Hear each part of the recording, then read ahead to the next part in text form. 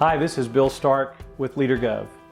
Each week, LeaderGov shares a leadership lesson from one of 6 essentials to help you become a high-performing local government leader.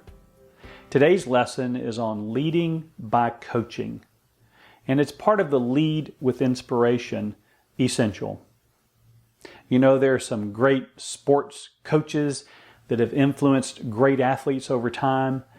You may remember many decades ago the coach of Nadia Comaneci, the gymnast, or perhaps Michael Jordan, the basketball player's coach, Phil Jackson. They helped lead athletes to greatness like none other. You probably can think of other great coaches, maybe even in your own life. But at the end of the day, it's the athlete who has to carry out and execute on the ideas and plans that the coach and the player talked about off court.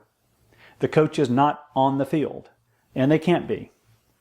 They're on the sidelines in their role as coach, and you also are on the sideline in a sense in your role as a coach. Above all, you should see yourself as a coach, not just a boss, not just a leader or manager.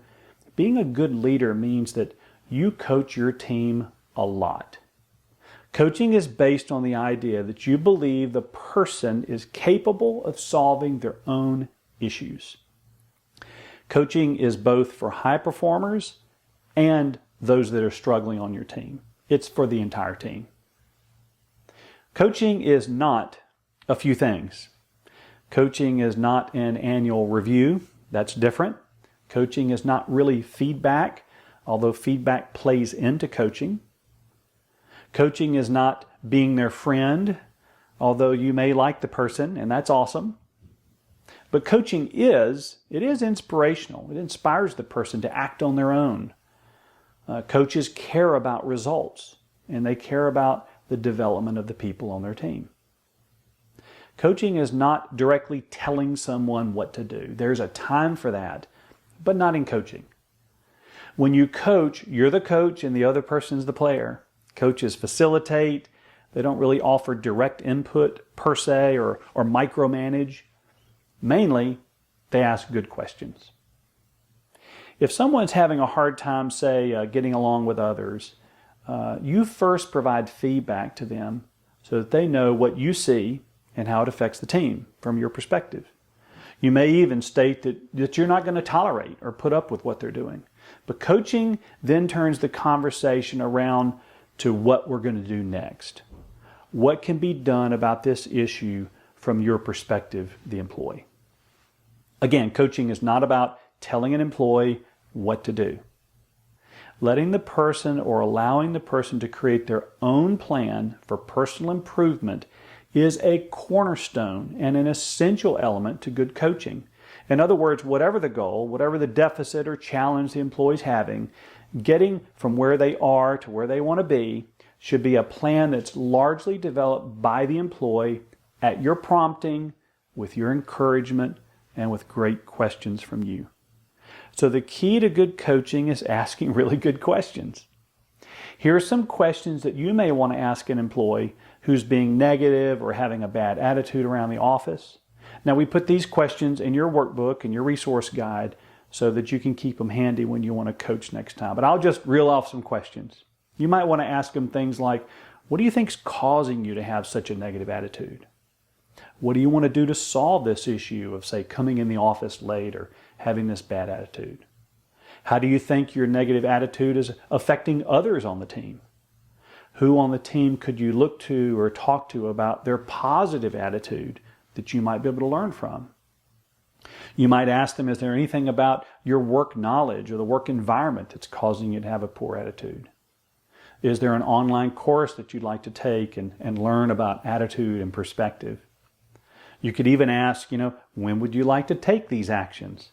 On what date? Or what can I do to support you as your manager? What do you think the effect would be if you were to grow in this area? That's a great question. When can we meet again and talk about this? And lastly, are you clear on what you're going to do next to take these steps? Now, for high performers on your team, you may want to ask them to identify areas of their work that they would like to improve over the next, say, 6 months or so. And they'll probably jump at that. You could ask them things like, what steps do you want to take to grow in this area?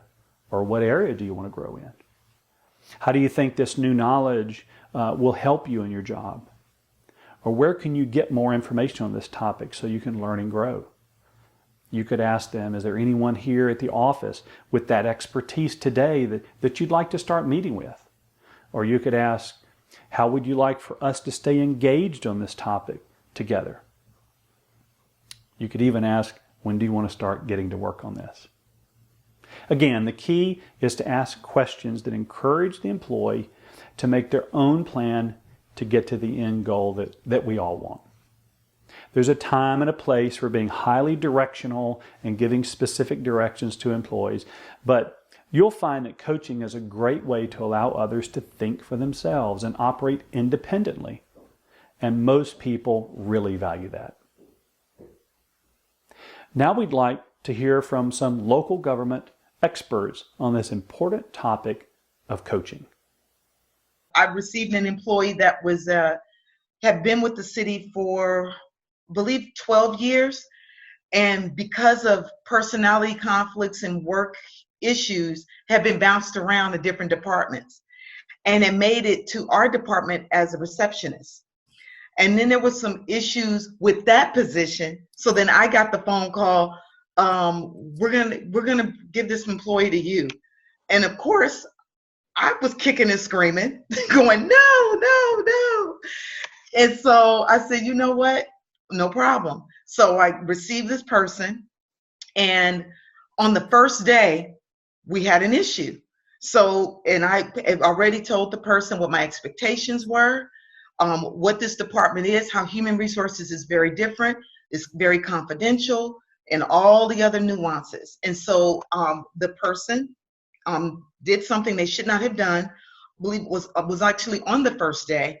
I set them down, explained again what the issue is, how it can't happen again, and we moved forward. That person has worked for me now, I believe it's probably 9 months. In that 9 months, within 60 days, the complete 360 started happening. That person became beyond my left and right hand, had never worked in HR, now knows every nuance of recruiting. She knows nuance payroll, pieces of workers' comp. And again, because this person had been at the city a long time, other people knew this person. I really didn't, because I haven't been there as long.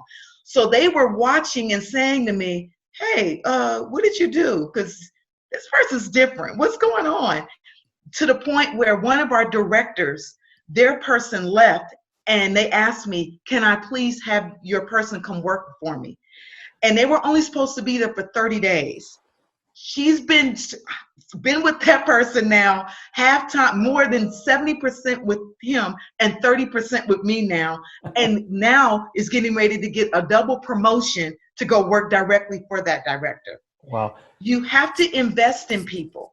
Either you're going to coach them to be a part of the team, or you coach them discipline out the door. It's only two ways. It's not okay to just keep people hanging in there because other employees are watching. I didn't know people were watching this person grow as she worked with me. I didn't know that. But me giving her the latitude to understand the conversations that we had to have, difficult, but she kept growing and wanting to grow, to now, I don't want to lose her. I'll be honest with you. I just told somebody today, you sure we can't create a position to keep her? Because she loves now working in HR. She sees the opportunity. She said, I didn't know HR had so many different areas. I said, oh yeah, it's quite the journey.